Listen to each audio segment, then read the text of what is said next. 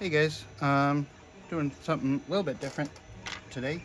I've got these two 18-volt battery packs that, as you can see, are in very rough shape.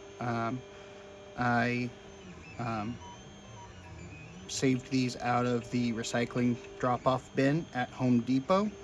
Um, there was three that I grabbed that day. One of the batteries was fine and didn't need any sort of repair whatsoever.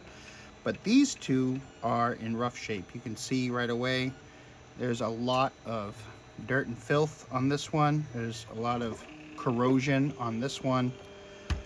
On the corroded one, we see some rust on some of this on the bottom row. Um, and the filthy one, I think I see a little bit of rust and maybe a little bit of corrosion. It's hard to tell, but the cells are definitely all at zero. So what I'm going to do today is let's talk about what model these are. This one is, does it say on the bottom? This is a PBP005 4 amp hour, and this other one is a P197.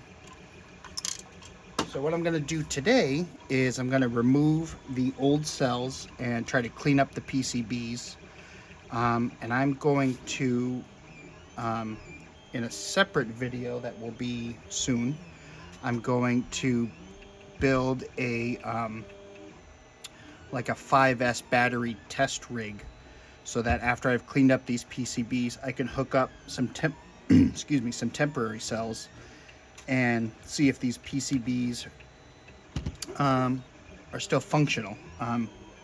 This one I'm not I'm not terribly hopeful for. Let me hold this up closer. Hopefully that'll focus okay. So I'm gonna clean these up with alcohol today and see if we have any luck. This other one, it looks like just dirt. This doesn't look like there's much in the way of corrosion. Oh, and I should mention I am 3D printing. Obviously, you must be able to hear that. So I apologize for that noise. If you don't like it, don't watch this video because it's going to be going the whole time. With some new designs that are being printed out. We actually have some new project boxes that are being printed right now. So 18 volt project boxes. But so yeah, so I'm gonna work on getting these cleaned up for this video. It's probably not gonna be terribly interesting, but I have to sit here and do it anyway, so might as well hit record, I guess. I don't see why not.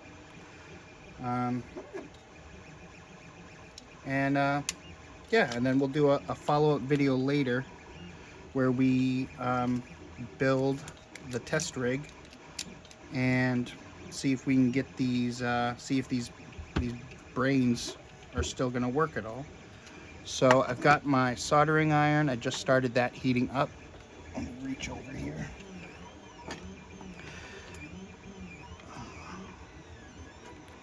Get my sponge wet over here for cleaning my soldering iron.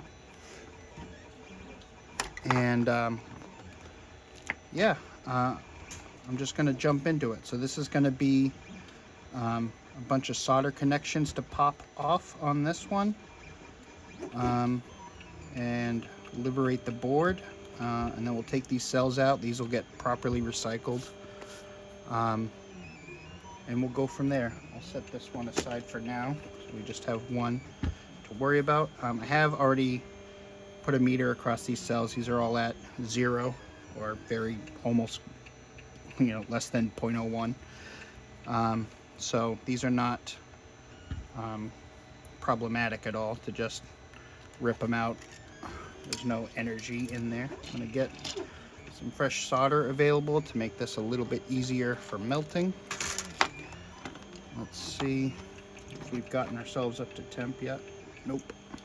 My soldering iron is a very, very slow soldering iron. It doesn't have a temperature feedback. It's just a flat wattage. It's got a dial so that you can kind of adjust it somewhat, but it's not temperature setting. It's just kind of like a thermostat, like a high-low I think it just adjusts the duty cycle, almost like a light bulb dimmer. So it's not super precise, and it's not super fast to warm up, but it does the job, and I'm not inclined to spend a bunch of money on an upgrade until this one breaks. So unless somebody wants to donate a better iron to me, this is what I'm working with. This is a Weller.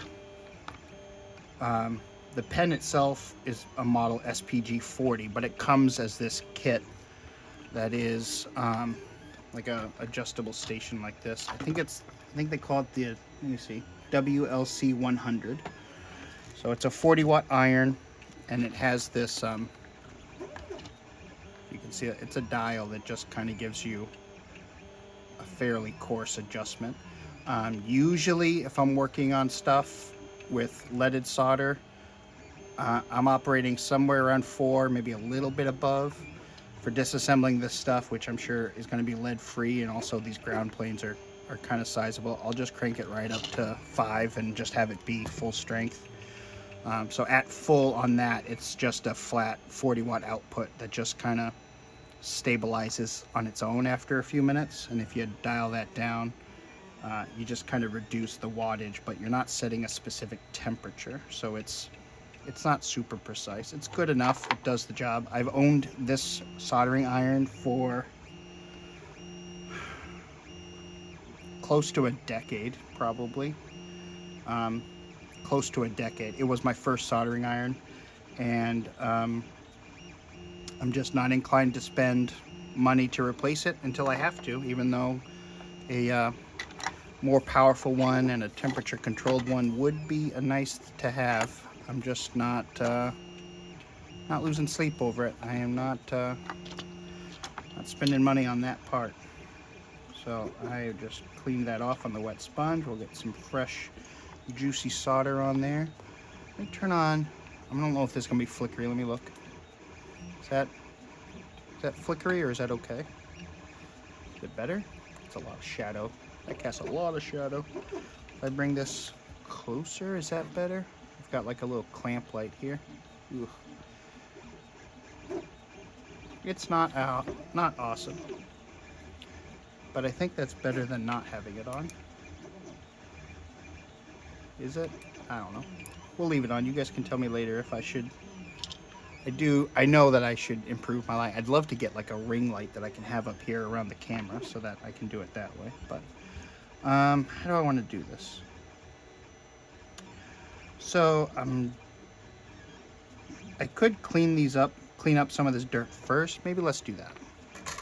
Just real quick, not with alcohol or anything, but I'm just gonna hit that with a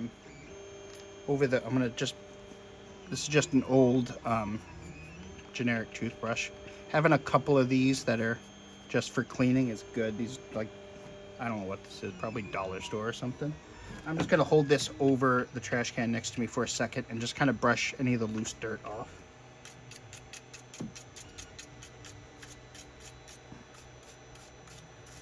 It's just gonna be less gunk getting mixed in when the solder melts, and hopefully it'll make the real cleanup a little easier, not having that stuff getting all mixed in.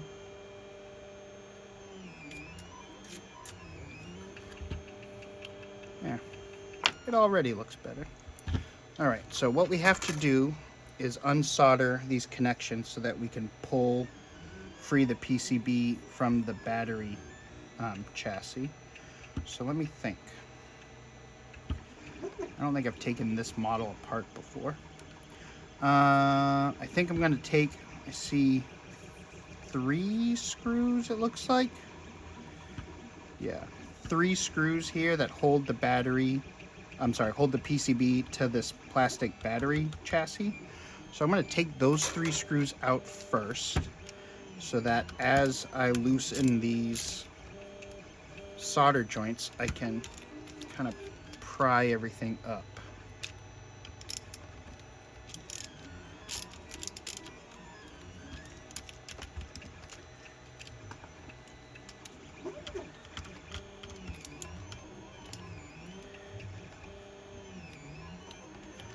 If anybody's interested about the stuff I'm 3D printing, I've made a handful of different things that you can use to like clip onto an 18-volt battery. I've shown some of them off before.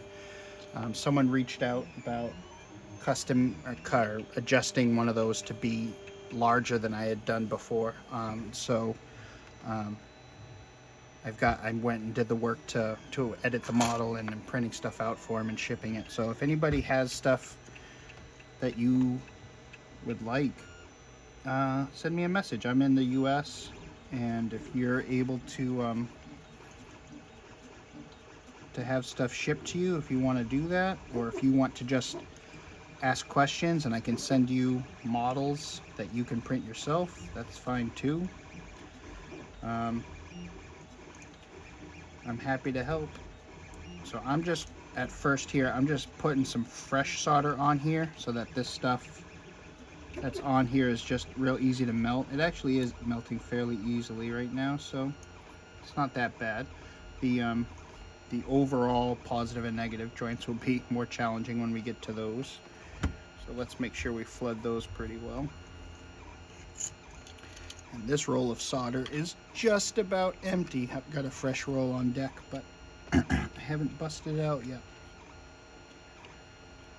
So let's get in here with this. See, this is a lot more mass to heat up on these joints. So I'm just getting the fresh solder onto them right now. I'm not trying to actually remove stuff just yet, just because this will make the next step easier, having these flow easy with some fresh juicy solder and flux on there. And I have a solder sucker that I'll be utilizing during this as well. So having done this not that long ago for another pack, I know that it can be a little tricky. But so this is my tool of choice for this. Not this brand in particular, but these bent needle nose pliers. So what you can do with these is you can kind of gently get that up under there, heat up the joint, and it gives you really good leverage to be nice and gentle and kind of pop the PCB up. We'll use this afterwards, or maybe before, depending on how it goes, to try and clean stuff up as well. So what we're going to do, just jump right into that. So we want to be careful that we don't touch the iron against this tower. Most of this is plastic, and we don't want to melt that. So we're just going to set this in here gently. We're not putting any pressure until we get this nice and liquid.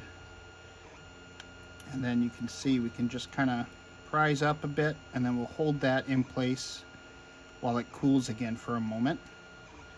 And by the time we get all the way around this, we might have to go around more than once, but we'll get these all loosened.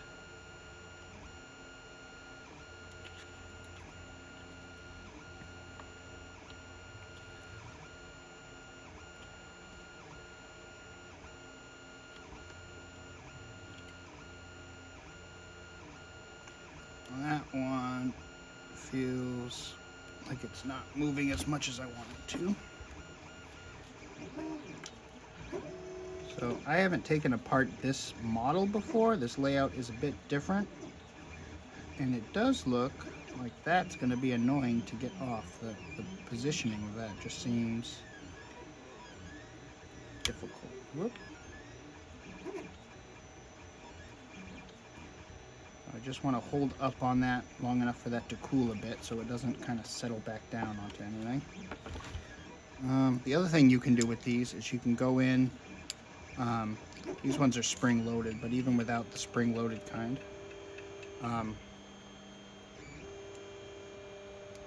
speaking of spring loaded, the spring's kind of knackered on that, huh? How did that happen? I don't know. Anyway, you can go in kind of sideways with them and kind of gently open them with your fingers to kind of prise that way too, if there's not a good place There's not that much leverage there, or maybe there is for that angle. So there's a couple different ways you can kind of use these to sort of. Ooh. So I just want to pull up on that until it cools.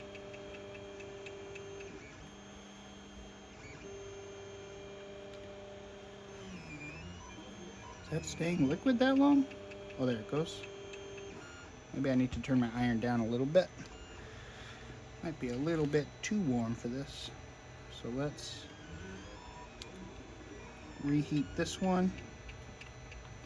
So you can see I'm able to get that pulled clear. Wait for that to cool again. And do the same thing right here.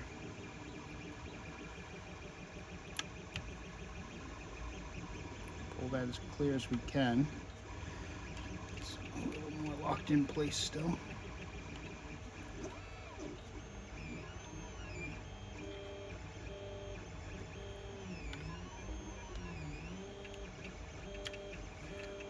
This one's being more difficult. Oh, there we go. That looks better. That's progress. That's not out all the way, but that's progress.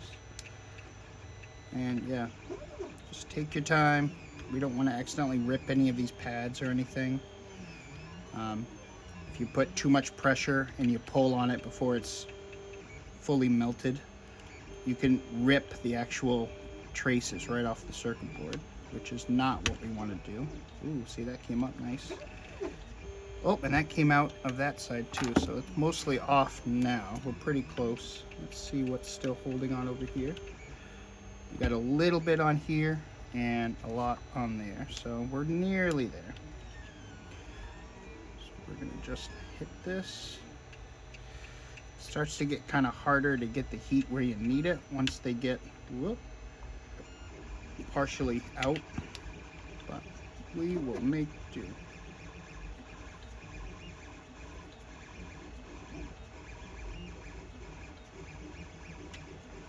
This one it is.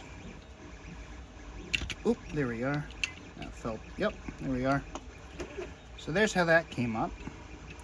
Wow, this connection's gonna be a real pain in the butt to recreate when I replace those cells. See how this comes up and bends all the way around over to here before it feeds up through the circuit board? That's not going to be simple to recreate. That's going to be very frustrating. Okay, so there's that PCB liberated. We still need to clean up all the solder on those spots. You can see some of the grime that's up underneath. Not that much, but some. So I'm going to put that aside. As you might have guessed, the case that goes around this is filthy as well. So we got plenty of cleaning to do. These, I need to cut these nickel welds off so that I can slide the cells out. So that I'll do in a little bit. We can put that aside for the moment and move on to the other battery before we tackle that one again. This one's a different design. This is a lot less kind of held in by everything, so this should be easy. Instead of the nickel strips, it's got wires that come down for the balance leads, so that makes that a lot simpler. I'm just going to grab the wire gently. Probably don't need to add any solder for these to pull out safely. There we are. Oh, they're fed through a hole and then soldered over, so that they're holding on pretty tight, but we'll be all right. Nothing really flows through these little wires. These are just like voltage sense, so it's not as critical as the bigger connections, and we can replace these wires later if we have to. These are falling apart pretty easy, so I'll probably, when the time comes for me to rebuild this pack, if the circuit board is salvageable, then I'll probably replace these wires anyway, so I could just cut them here, but I'm already got the soldering iron out, and if you're a hammer, everything's a nail, right? That either makes sense to you or I just really confused you, but that's okay.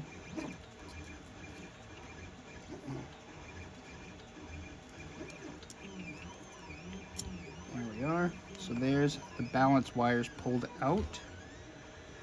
That's rather yucky. And so now we're gonna try, I'll add a little bit of solder to these bigger joints just to kind of help them melt. Melt completely. I'm gonna come in here for some leverage. Oh, snap. I need to undo those screws first. Silly me. This thing's still screwed onto the chassis. And I do not want to just wrench on that. That would be bad.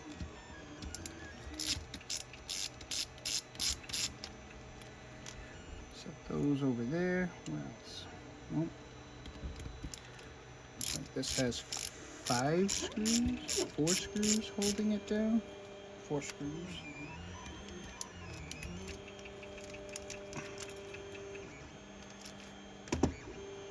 That's all the screws, right? Yeah. That was almost silly. Alright, so let's get back in here. Give this a good melt. And there we go. You can kind of see the moment it starts to like melt through to the other side. There we are.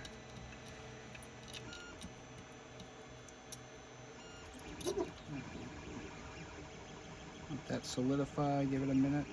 There it goes. Let's do the other one. Add some fresh solder here as well.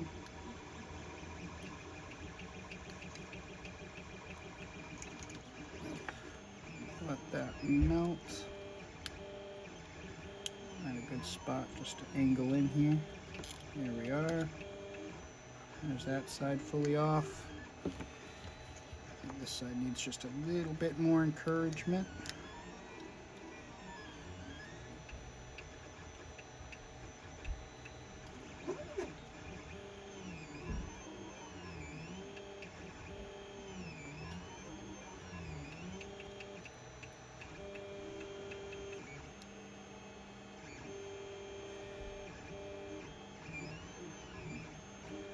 And once they're barely poking out, you start having a lot less material there to transmit the temperature of the iron through, so it starts to get a little difficult to heat it all the way through. But you can also heat it from the bottom. And as long as we get this to pop off in a moment here. Oh, I think it's close. There we are. Just hold it, let everything cool for a moment, solidify back up. There we are. Put that aside. I'm gonna turn my iron down. I'm not done with it yet because I'll still need to clean up those joints. Well, I guess I don't really need to clean them up right now. I'll need to clean them up before I rebuild the pack if it's salvageable. But what holds this together? Are these screwed together? Try to see down in there. So this sticker and that little wire that you saw, that's just the temperature sensor that's stuck to the side. I can't tell if there's any screws down there. How does this come apart? There's a piece of insulating board there. What is that doing? Oh, because of that. I think that's the positive coming across there. Yeah, that's the positive connections are exposed down here. Let me see my shot. So there's the fuse on the positive line, and there's the bottom of those solder joints. So it's got this fiber board or something insulator there. I don't think I see any let me look down here.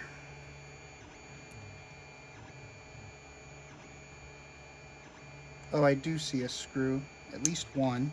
That's on this side. Is there a screw on that side? No. So I think I just see one screw on that side. It looks like down this hole, I see a Torx in there. Hard to know what size Torx it is.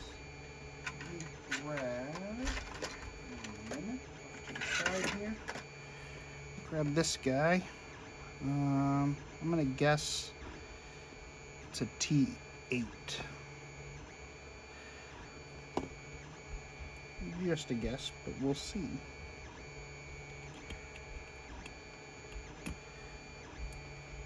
Feels like it's working. There's that. I think that was the only one. Oh, and then the welds are holding it on. Okay. Let's put that aside. So I guess we got to get through those welds next. So for that, put that pair of pliers aside and let's grab a pair of snips. And basically, we're just gonna rip at these welds and cut and release these cells.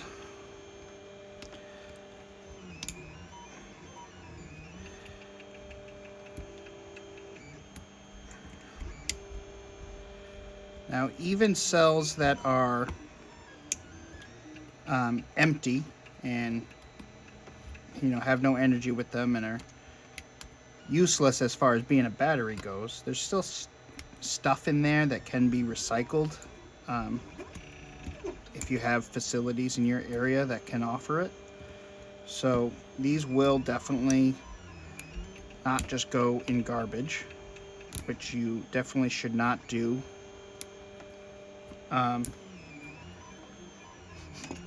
Okay, that's letting some of the electrolyte smell out. That one's perforated. If you've never, once you smell electrolyte from a lithium based chemistry, it's very easy to recognize. It's got a very unique smell. I'm not even sure what I would compare it to.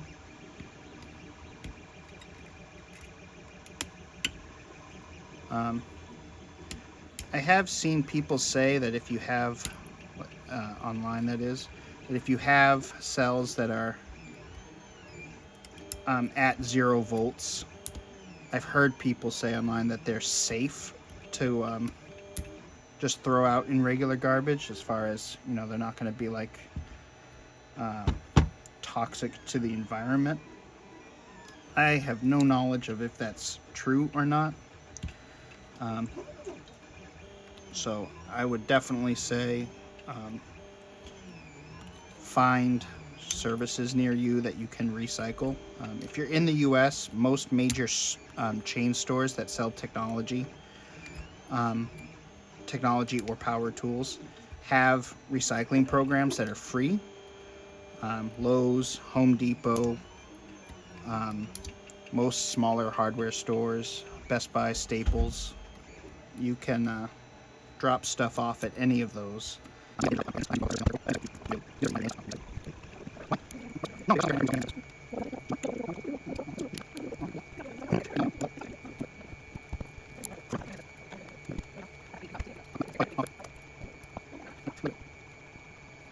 Oh, there is another one over there.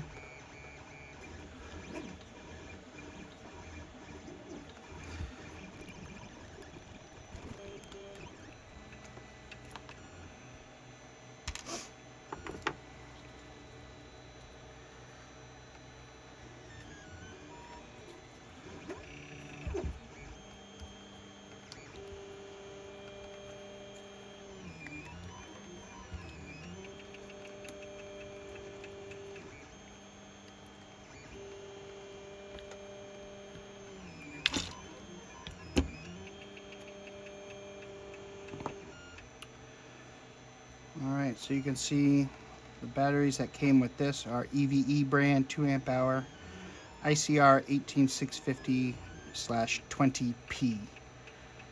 I think that's one I've seen before.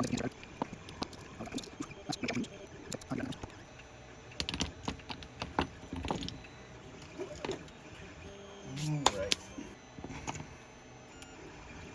So the way this will work, so I'm gonna basically rinse and repeat that same process on this other one, so we don't really need to show that, I don't think. you reach up here. I'm going to take isopropyl alcohol. It's safe for circuit boards to use this. This is really useful for cleaning them. And I'm going to try, I'm just going to use the case material. I'll take this to the sink and wash this with warm water and get all that dirt out of there. But the circuit boards we're going to do with alcohol. So we got our handy dandy toothbrush. I'm just going to get generous on the circuit board and get brushing. Getting in here with the toothbrush, getting in here with cotton swabs. You can use, I keep just like generic cotton swabs, and then also a thing of cotton beauty pads, I think they call them. Those are super handy for cleaning all this stuff.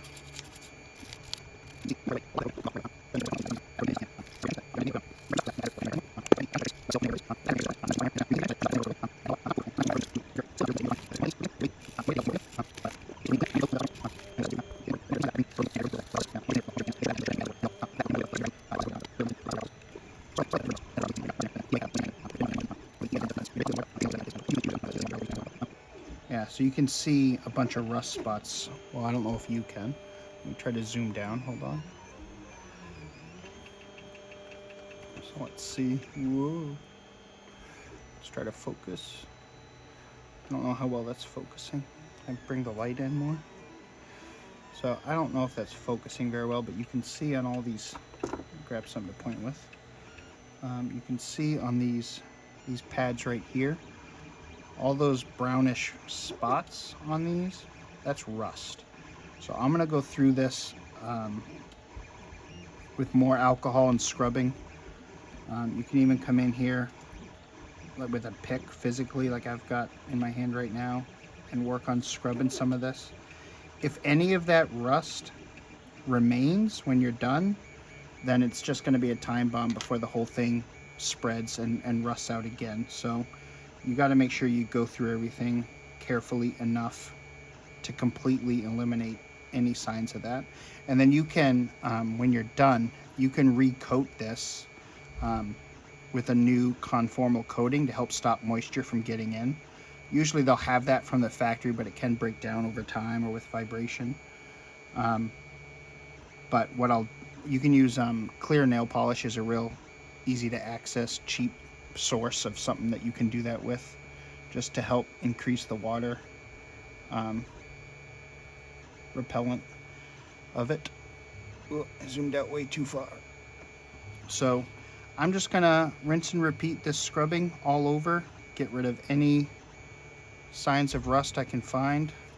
And if I can get all the rust off and all the corrosion off, then at that point it will be worth testing to see if the circuit board works, and see if that can be reused later in another battery.